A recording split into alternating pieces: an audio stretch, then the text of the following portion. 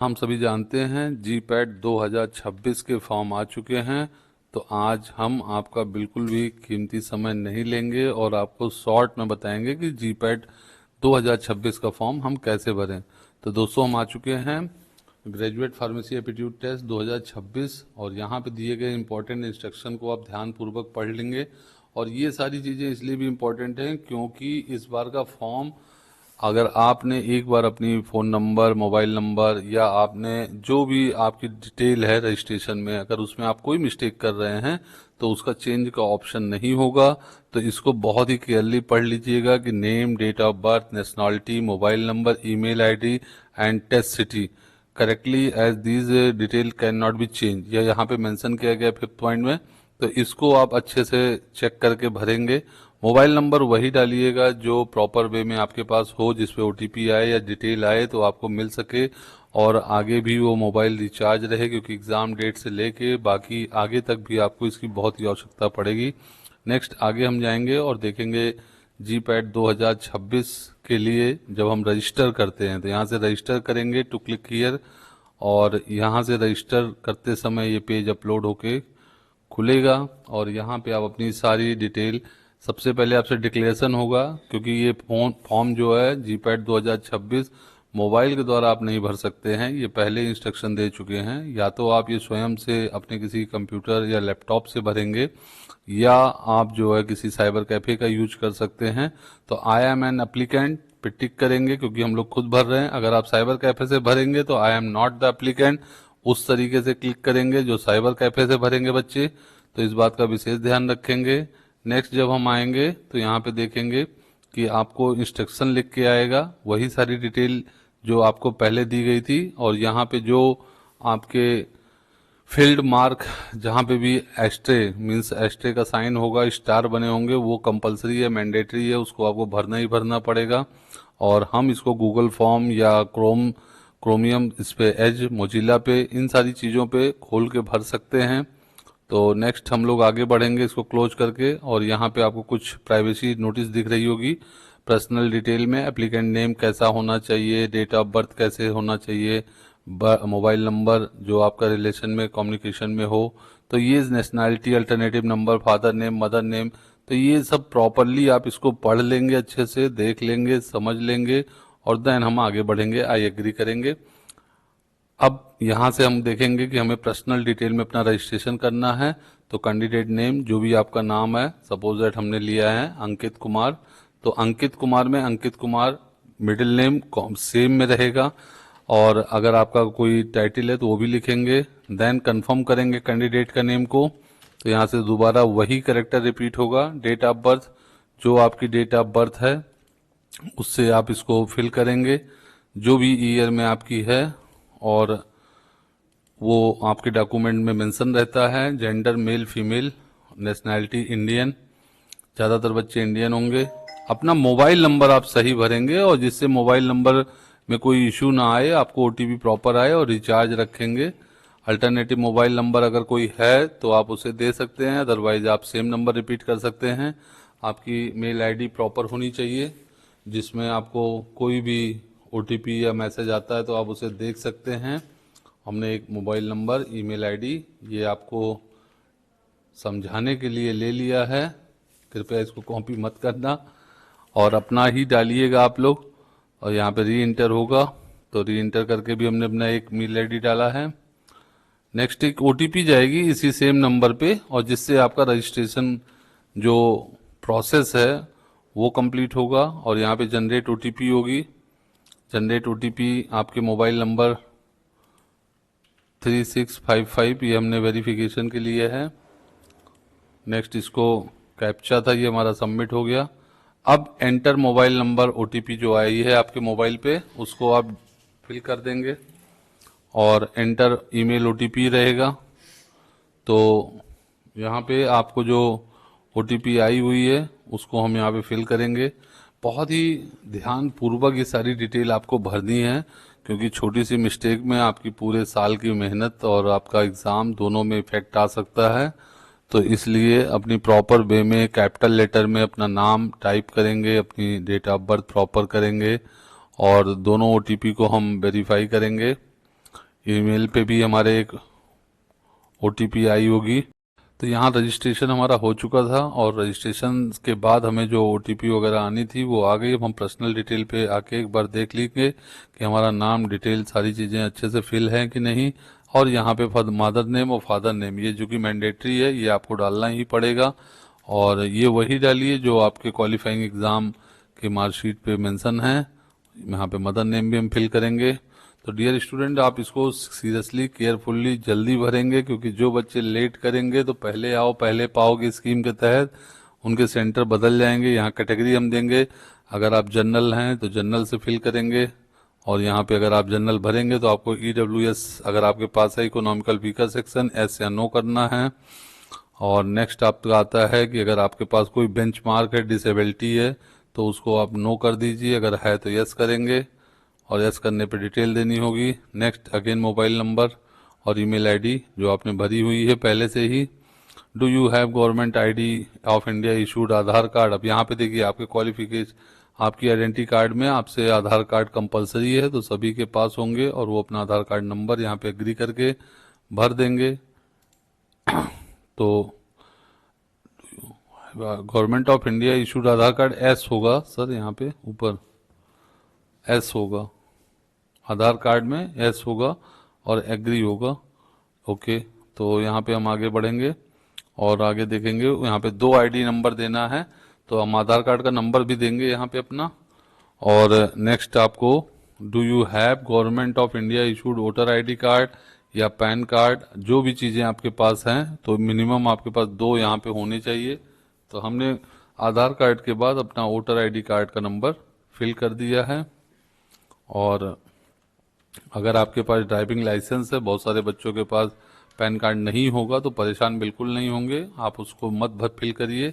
आप सिर्फ driving licence या जो भी आपके पास है 2 आईडी देनी है। नेक्स्ट हम एक बार आगे बढ़ते हैं। पहले हम देखते हैं कि हमारे पास पैन कार्ड है तो हम पैन कार्ड भर सकते हैं, आधार कार्ड है तो आधार कार्ड, वोटर आईडी होगी।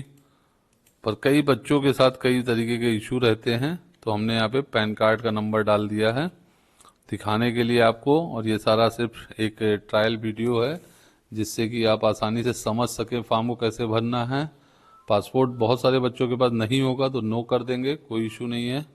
और नेक्स्ट आपके पास मार्क ऑफ आइडेंटिफिकेशन, अगर आपके फेस पे कोई आइडेंटिफिकेशन है तो आपका कोई कट है, कोई मोल है, कोई इस तरीके का तिल लक्षण जो भी आपके उस पे फेस पे है, तो एक आपको फेस पे देना है, क्योंकि यहाँ पे फोटो बहुत ही इंपॉर्टेंट तरीके से मांगा गया है। और नेक्स्ट आपका आइडेंटिफिकेशन बॉडी पे भी देना है आपको, मार्क ऑन बॉडीफिकेशन।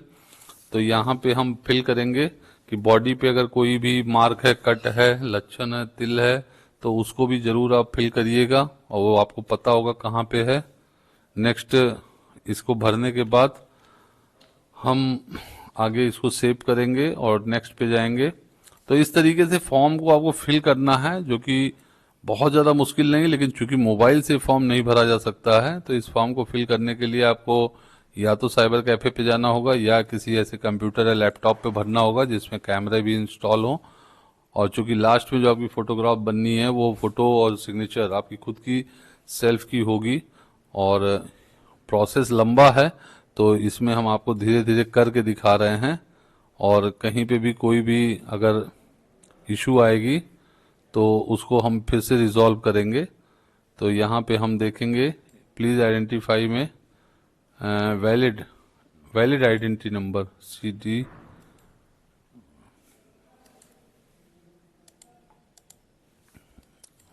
ये हम सही कर रहे हैं। और यहाँ पे वैलिड मांग रहे हैं, कौन सी प्रॉब्लम आ रही है। तो जीपैट के एग्जामिनेशन में आपको ये चीज़ का बहुत ध्यान रखना है। 7 मार्च को आपका एग्जामिनेशन है फाइनल, और 12 जनवरी तक की इसकी लास्ट डेट है। और 12 जनवरी के पहले पहले इस फॉर्म को भर के पेमेंट करना है। तो जो बच्चे ये सक्सेसफुली हो गया है। अब नेक्स्ट आता है आपका कॉरस्पॉन्डिंग एड्रेस, जो कि आप सेम भर सकते हैं, मतलब 2 बार पूछा गया है। अगर किसी के पास परमानेंट एड्रेस सेम है और आपका जो कम्युनिकेशन एड्रेस है वो डिफर कर रहा है, तो दोनों भर देंगे। पर अगर आपका सेम है तो केवल आप सेम पे टिक करेंगे, तो उस तरीके से वो आ जाएगा। एड्रेस टू जरूरी नहीं है, कंट्री इंडिया है, स्टेट प्रॉपरली उत्तर प्रदेश, हम लोग उत्तर प्रदेश से बिलोंग करते हैं। और यहाँ पे हमने सेलेक्ट करेंगे तो देखेंगे इंस्ट्रक्शन के बाद यहाँ पे 10th और इक्विवेलेंट क्वालिफिकेशन डिटेल फिल करनी है। तो यहाँ पे हम अपने जब 10th की डिटेल भरेंगे तो सबसे पहले स्टेट ऑफ बोर्ड, बोर्ड में हमने उत्तर प्रदेश लिया है। देन अगर आप यूपी बोर्ड हैं तो यूपी बोर्ड से, और अगर आप किसी और बोर्ड से हैं तो अन्य बोर्ड को डाल देंगे। किस ईयर में आपका पासिंग ईयर है तो उसकी डिटेल आपको डालनी है। तो यहाँ पे एक सैंपल के तौर पे हम आपको दिखा रहे हैं। तो मंथ एंड ईयर आ जाएगा। नेक्स्ट आपका रिजल्ट मोड, अगर परसेंटेज पे था तो परसेंटेज डालेंगे, अगर सीजीपीए है तो सीजीपीए है, मीन्स आपको दोनों में से जो आपको मिला है मार्कशीट उस पर देख लेंगे। मैक्सिमम मार्क्स जो होंगे वो मार्क्स ऑब्टेन जितना आपने किया है, और देन उसका एग्रीगेट परसेंटेज जो बन के आता है वो आप परसेंटेज ऑफ मार्क्स वहाँ पे फिल कर देंगे। नेक्स्ट सेम ऐसा ही है इंटरमीडिएट का, और इंटरमीडिएट में भी सारी डिटेल आपको भर देनी है। और नेक्स्ट आपका बैचलर ऑफ फार्मेसी। अब यहाँ पे इंपॉर्टेंट है क्योंकि सारे बच्चे जो इस फॉर्म को भरेंगे वो 10th और 12th तो पास होंगे, लेकिन बैचलर ऑफ फार्मेसी में कुछ बच्चे B form 4th year clear होंगे, कुछ बच्चे बी फॉर्म 3rd ईयर में होंगे, कुछ बच्चे बी फॉर्म 4th ईयर में होंगे।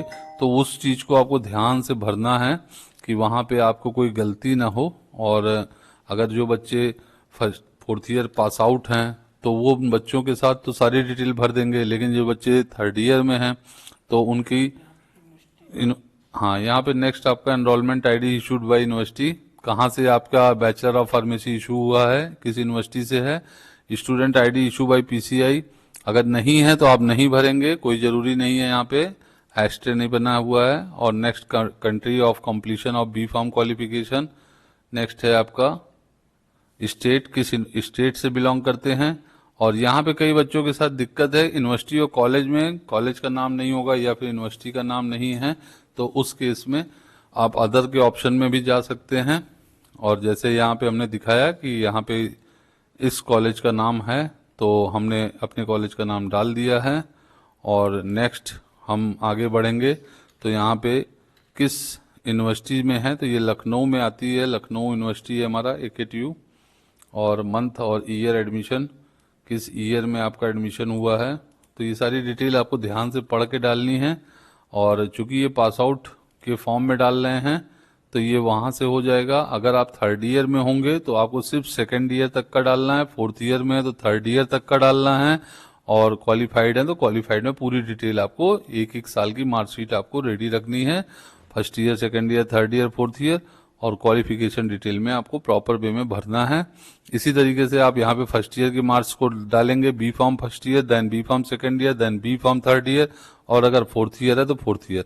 अगर हम यहाँ पे 3rd ईयर डालेंगे तो 3rd ईयर में फिर 2 साल का आपको 1st ईयर 2nd ईयर डालना है। इनकेस अगर आपका 3rd ईयर 5th सेम का रिजल्ट अवेटेड है या नहीं आया जिन बच्चों का, तो वो कुछ न डालें तो भी कोई दिक्कत नहीं होगी।